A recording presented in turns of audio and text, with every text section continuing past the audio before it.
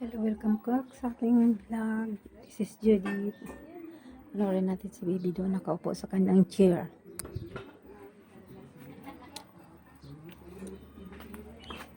Si Kuya Kasli, nag-cellphone. Si baby, kasama ng kanyang maliit na electric fan. Nakaupo sa kanyang chair.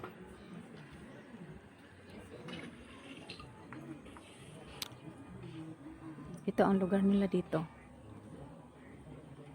May malaking bahay, oh. At ito naman yung kanilang e-bike.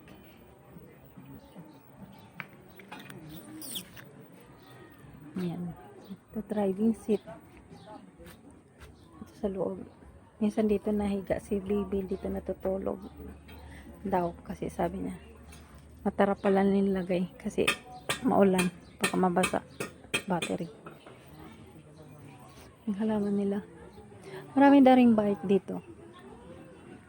E-bike.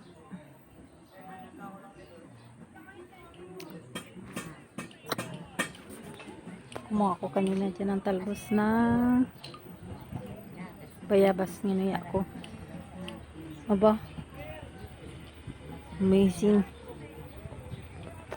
Katabi ay electric pan. Chargeable electric pan. Yan ang electric pan na inirigalo ni ma'am sa kanya. Hi, Sinsen. Hi, Sinsen. Hi, bebe. Okay. Ganda ng pwesto ng bibi, ah. Kaya?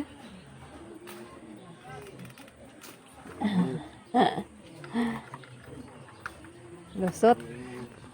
Kaya ng bike.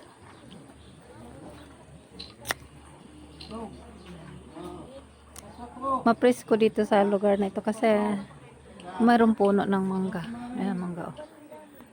Kasi tag-init. Ayan, tag-init kasi malamig. Malamig dito sa puno ng mangga. Sa harap ng bahay nila.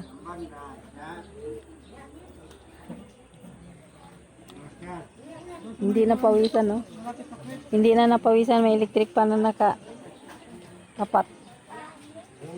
Kanina pawis na pawis.